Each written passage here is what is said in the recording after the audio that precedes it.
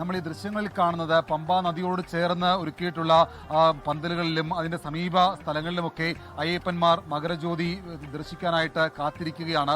വളരെ നേരത്തെ മുതൽ തന്നെ അയ്യപ്പന്മാർ വിവിധ ഇടങ്ങളിലായിട്ട് അവർക്ക് ഈ മകരവിളക്ക് കാണാൻ വേണ്ടിയിട്ടുള്ള സ്ഥലങ്ങൾ കൈയടക്കി അവർ കാത്തിരിക്കുകയാണ്. വെയിലും മഴയും ഒന്നും ഞങ്ങൾക്ക് അതിന് തടസ്സമല്ല എന്ന് പറഞ്ഞുകൊണ്ട് അയ്യപ്പന്മാർ മണിക്കൂറുകൾക്ക് മുമ്പേ ഇവിടെ കാത്തിരിക്കുകയാണ്. അതിലും എടുത്തു പറയേണ്ടത് ഇന്ന് രാവിലെ 11 മണി മുതൽ പമ്പയിൽ നിന്ന് മുകളിലേക്ക് മല കയറുന്ന അയ്യപ്പന്മാരെ നിയന്ത്രിച്ചിരുന്നു. കാരണം 35,000 ഭക്തർക്ക് മാത്രമാണ് ഇന്നിപ്പോൾ ശബരിമലയിലേക്ക് നേരത്തെ പറഞ്ഞ പ്രതീക്ഷയും ശ്രീത്തും സൂചിച്ചതുപോലെ ദർശനമുണ്ടായിരുന്നത്.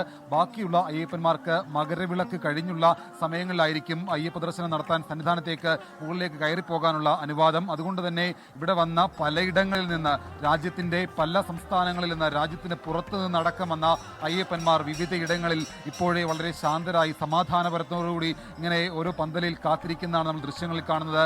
കുഞ്ഞയ്യപ്പന്മാരുണ്ട്, മാളികപ്പുറമുണ്ട്. അവരൊന്നും യാതൊരു വഴക്കോ അല്ലെങ്കിൽ കുസൃതിയോ ഒന്നും കൂട്ടാതെ അവർക്ക് ഏറ്റവും പ്രിയപ്പെട്ട അയ്യപ്പനെയും ദർശിക്കാൻ വേണ്ടി മണിക്കൂറുകൾ കാത്തിരിക്കുകയാണ്. എന്തായാലും പല അയ്യപ്പന്മാരും ദർശനം നടത്തി മടങ്ങി പോകുന്നത് നമുക്ക് ദൃശ്യങ്ങൾ കാണാം. പക്ഷേ ഇവരൊക്കെ മലയിറങ്ങി തിരികെ വന്ന് ഈ പമ്പയുടെ വിവിധ പ്രദേശങ്ങളിൽ KSRTCയുടെ ഹിൽ ടോപ്പുകളിലടക്കം പോയി കാത്തിരിക്കും. അവർക്ക് മകരവിളക്ക് കാണണം. മകരവിളക്ക് കണ്ട് അയ്യപ്പനോട് എല്ലാ കാര്യങ്ങളും പറഞ്ഞ് മനസ്സമാധാനത്തോടുകൂടി, സംതൃപ്തിയോടുകൂടി, ആത്മനിർവൃതിയോടുകൂടി അവർക്ക് മലയിറങ്ങി പോകേണ്ടതാണ്. അപ്പോൾ അവൻ്റെ ഏറ്റവും അവസാനം, അതായത് ഒരു വർഷം കാത്തിരുന്ന സഹനത്തിൻ്റെയും ത്യാഗത്തിൻ്റെയും ഒരു ആത്മസമർപ്പണത്തിൻ്റെയും ഒക്കെ നിമിഷങ്ങൾ അവസാനിപ്പിച്ചുകൊണ്ട് വീണ്ടും ഒരു മണ്ഡലകാലത്തിന് വേണ്ടി കാത്തിരിക്കാൻ വേണ്ടിയുള്ള ഒരുക്കങ്ങളുമായിട്ട് അയ്യപ്പന്മാർ മകരവിളക്ക് കണ്ട് അയ്യപ്പ ദർശനം നടത്തി മടങ്ങിപ്പോവുകയാണ്. ഇവിടുന്ന് മലയിറങ്ങി പോകുന്ന എല്ലാ അയ്യപ്പന്മാർക്കും എല്ലാ തരത്തിലുമുള്ള സുരക്ഷ ഒരുക്കാൻ വേണ്ടിയിട്ട് സംസ്ഥാന സർക്കാരിൻ്റെ വളരെ കൃത്യമായിട്ടുള്ള ഒരു ഇടപെടലുണ്ട്.